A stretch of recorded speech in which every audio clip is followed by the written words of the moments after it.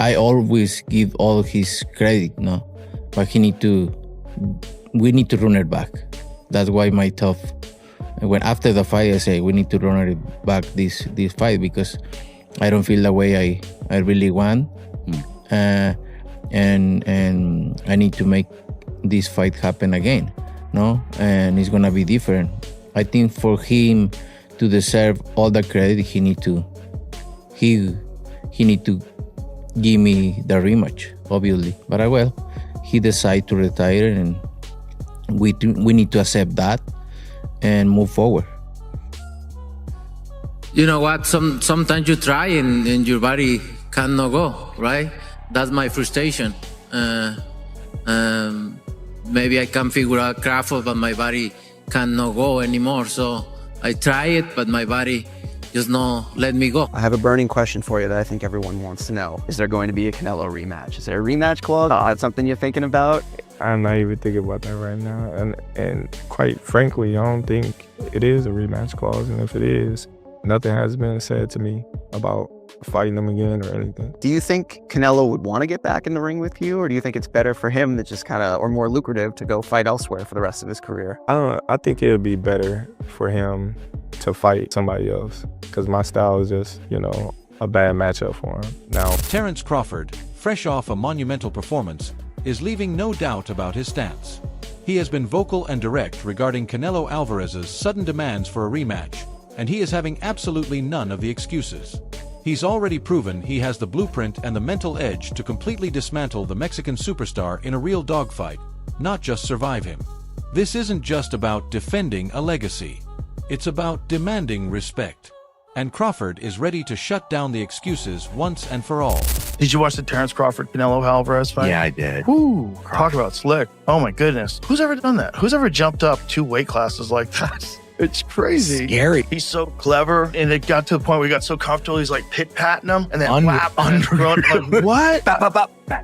And you're watching, like, this is amazing. Like, that's history, obviously. You shouldn't be able to do that. You shouldn't be able to fight at that weight for the first time ever. Against one of the greatest greatest of all time, and do what you did. You're beyond an outlier. You're an anomaly. Terence Crawford pulled off the unthinkable, moving up multiple weight classes to take on a naturally much bigger man in Saul Canelo Alvarez.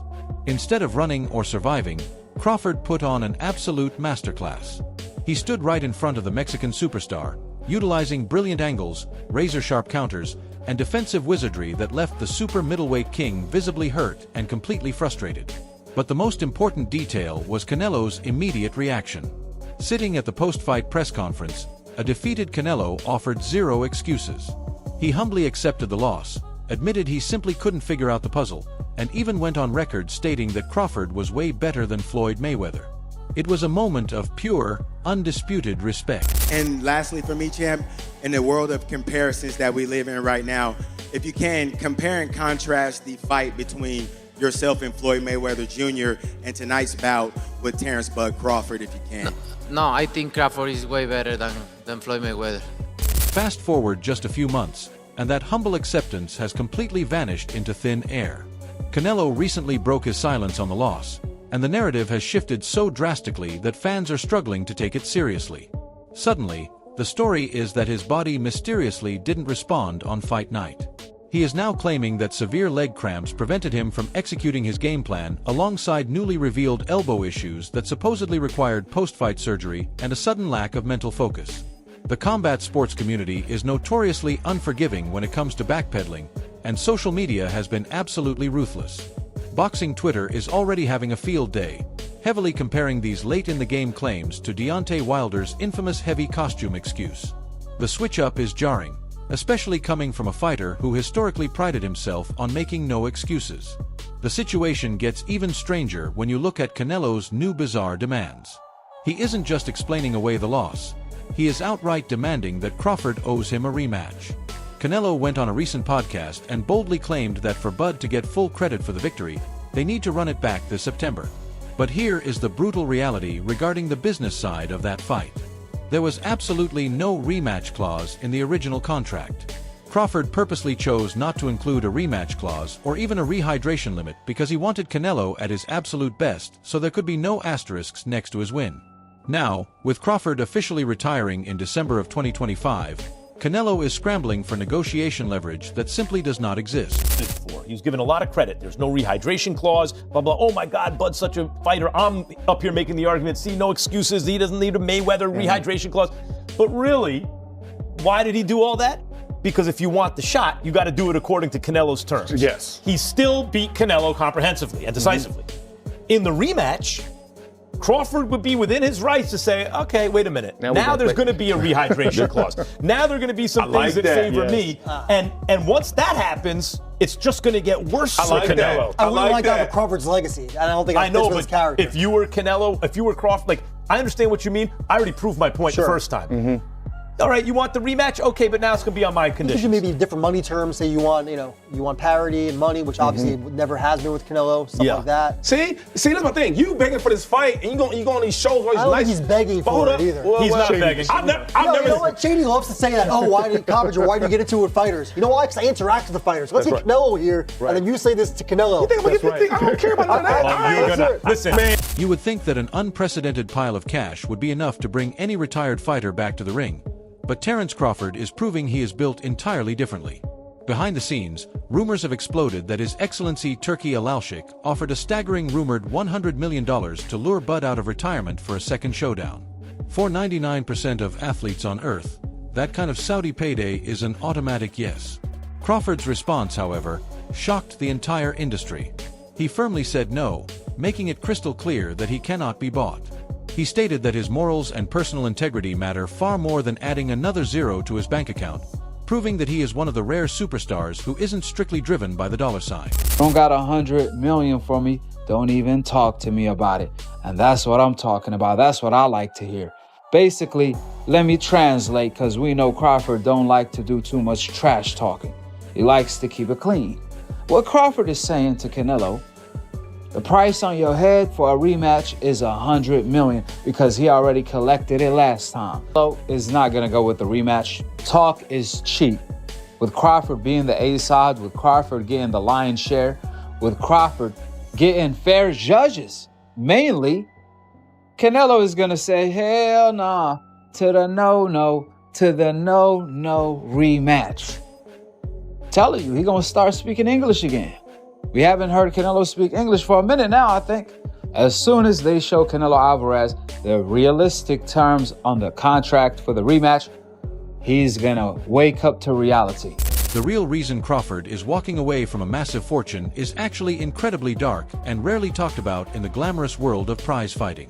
When addressing the potential rematch, Bud revealed that the actual 36 minutes inside the ring with Canelo isn't the problem.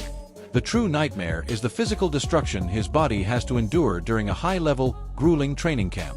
Breaking his body down for months on end, pushing his physical limits just to prepare for a giant opponent, is a permanent tax on his health. Crawford is looking at the bigger picture, prioritizing his long-term well-being and a pain-free life with his family over a quick cash grab that could leave him with lingering injuries long after the cheering stops. Because boxing is not all about knocking somebody out. Yes, that's part of it. That can happen, but boxing is a sport where you can outpoint somebody too. That's why they go to the scorecard. I appreciate that take, bro. That's real educated, man, real thoughtful. But you ain't had a decision in a long time, bro. You known for like being a great finisher. So I appreciate that. But that ain't how you moving though. Right. Please explain that to me. You just saying overall. Yeah, overall. You say, hey, I like to do this, but this is not for everybody. It's definitely not, because it's a price to pay. It's definitely a price to pay when you fight those type of fights. Yeah. When everybody thinks nothing going on. Yeah. But all them punches add up. Yeah, buddy. All them punches add up. He ain't got a bruise or nothing. Yeah. He didn't take no punishments. Like, bro, my head hurt. Your head hurt. I'm in this room right now trying to get right, and y'all chilling, partying downstairs. Yeah, like all them punches add up. Punches in sparring add up.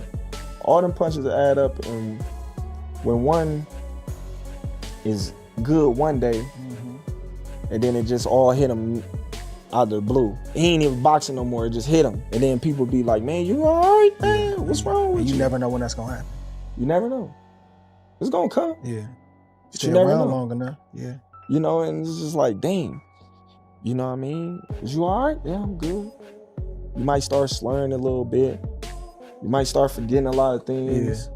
You might get a little dementia. You might keep repeating the same thing over and over, you know, and you don't even know it, you know? But that's from all that accumulation of punches to the brain. But I know you probably have too, I done been in the presence of fighters, bro, where that stuff is happening, and I'm like, where they say something to you and they just told you 2-3 minutes earlier, you like, brother, you just said that. Definitely. That's scary to me.